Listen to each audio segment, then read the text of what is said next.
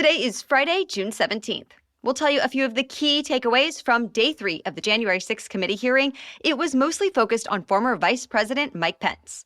Also, the number of illegal border crossings hit another record. Plus, we have a winner. We'll tell you which NBA team was crowned this year's national champion.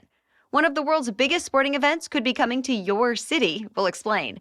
And remembering the history behind Juneteenth, as we have 2 reasons to celebrate this weekend. Those stories and more next. Welcome to The Newsworthy. All the day's news in around 10 minutes. Fast, fair, fun, and on the go. I'm Erica Mandy. Thanks so much for being here. You ready? Let's do this.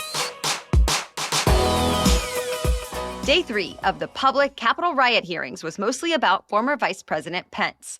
Lawmakers who have been investigating the riot spent most of the time talking about the pressure former President Trump put on his vice president to overturn the 2020 election, even though he was told it would be illegal to do so. White House staffers, lawyers, press aides, and a former federal judge all testified either in person during the hearing or in previously recorded videos. Here are a few of the takeaways from that testimony. Several witnesses said the vice president actually did not have legal authority to reject the votes and send them back to the states as Trump wanted.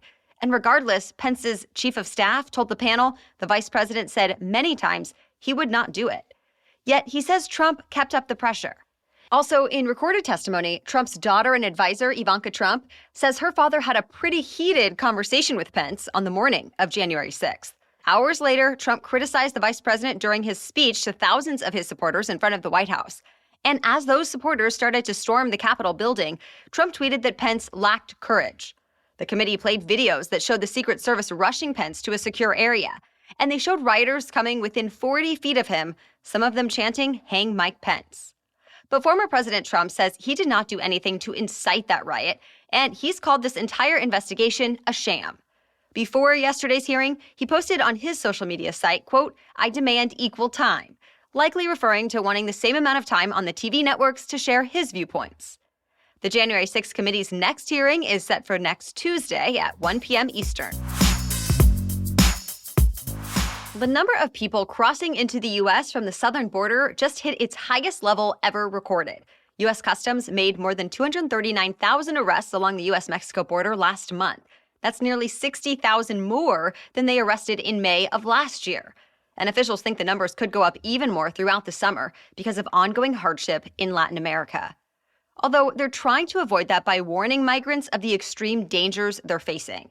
They're pointing out that at this time of year, they're traveling in one of the most remote extreme environments in the Western Hemisphere, since the weather is extremely hot and there's very little cover from the broiling summer sun.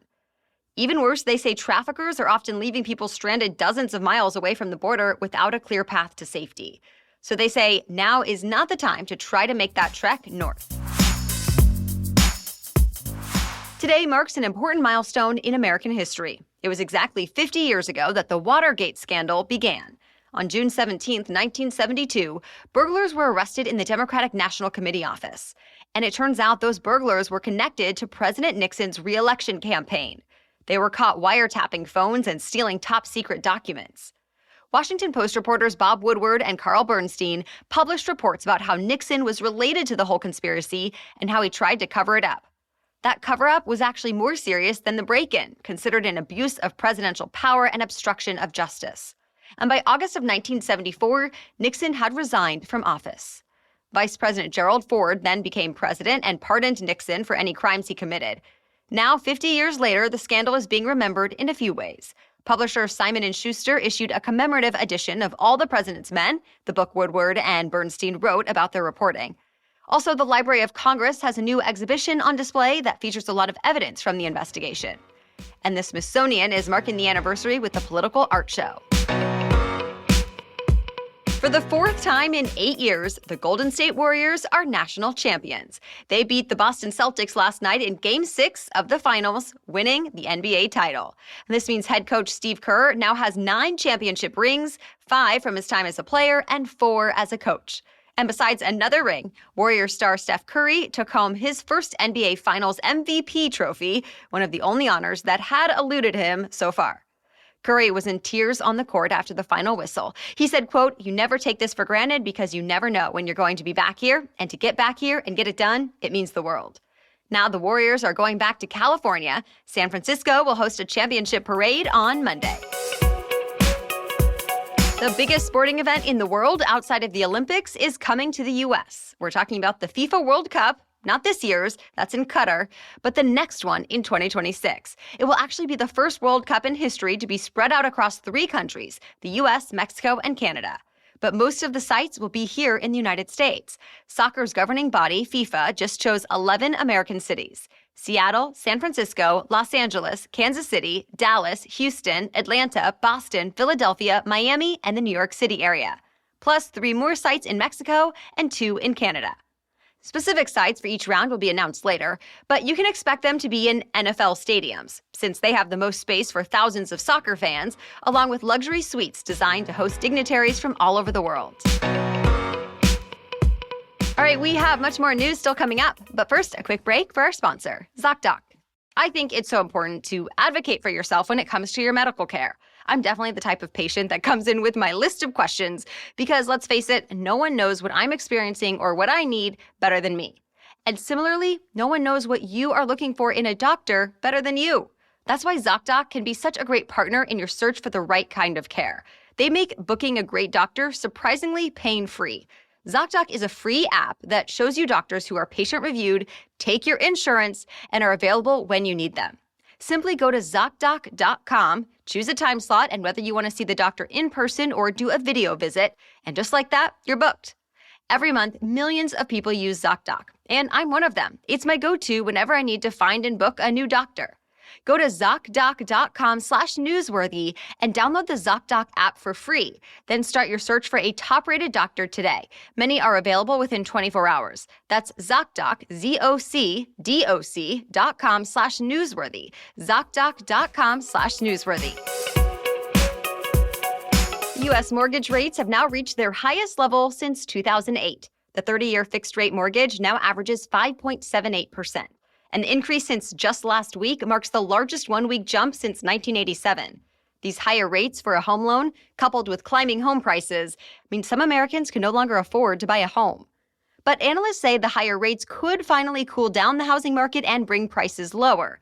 Of course, it's a ripple effect from the Federal Reserve raising the key interest rate this week, part of an effort to curb inflation and slow the economy, though some worry it could go too far and tip the U.S. into a recession. To be continued. Cosmetics giant Revlon, which has impacted the beauty industry for the last 90 years, has now filed for bankruptcy. The AP reports the company was already dealing with rising debt, and things got worse since the pandemic started. Think less need for lipstick when people are wearing masks. And then came the global supply chain issues, on top of even more competition from other big rivals and celebrities with big social media followings. But filing for Chapter 11 bankruptcy protection does not necessarily mean Revlon is completely shutting down. Revlon CEO said the bankruptcy filing will, quote, allow Revlon to offer our consumers the iconic products we have delivered for decades while providing a clearer path for our future growth. Downtown Las Vegas will soon have more underground tunnels. The city council gave an unanimous thumbs up to Elon Musk's The Boring Company's plans to expand its system of tunnels there. When the so-called Vegas Loop project is completed, the underground tunnels are expected to have 51 stops and cover 29 miles, transporting 57,000 passengers each hour. For now, though, the Vegas Loop only has 1.7 miles of tunnels up and running, taking people across the convention center campus. It turns a 25-minute walk into a 2-minute ride in a Tesla with a human driver. The president and CEO of the Las Vegas Convention and Visitors Authority says he expects the tunnel system beneath the Strip to start running by next year. Well, this weekend, Americans have a couple different reasons to celebrate. First up, this Sunday is Juneteenth. The annual holiday commemorates the day when the last enslaved Black people learned they were free. It was June 19, 1865, when Union soldiers made it all the way down to Galveston, Texas, to bring the news, their very last stop. It was 2 years after President Lincoln's Emancipation Proclamation declared all slaves free. So this weekend, people will hold parades, cookouts, family gatherings, and more. There are even some big festivals happening. And since Juneteenth officially became a federal holiday last year, a lot of employees are getting Monday off work. Also, here's your reminder that Sunday is Father's Day. And this year, Americans are expected to spend $20 billion on Father's Day activities. That's according to the National Retail Federation. It says people plan to spend an average of $172 each, mostly on special Father's Day outings like dinner or brunch. And a lot of restaurants are offering deals to help out. Like the Cheesecake Factory will give anyone who buys a $100 gift card another $25 gift card for free. To all the dads out there listening, happy Father's Day. That's it for the main news today, so now it's time for Feel Good Friday, when we bring you one extra feel-good or positive news story before the weekend. But first, a quick word from our sponsor. One of the things I love about my Rothy's shoes is their versatility. Rothy's work great with every outfit. I can put on my pointed toe black flats with yoga pants to walk around the block or grab a quick lunch, or wear my red Rothy's flats with jeans or dressier pants for a work conference or night out.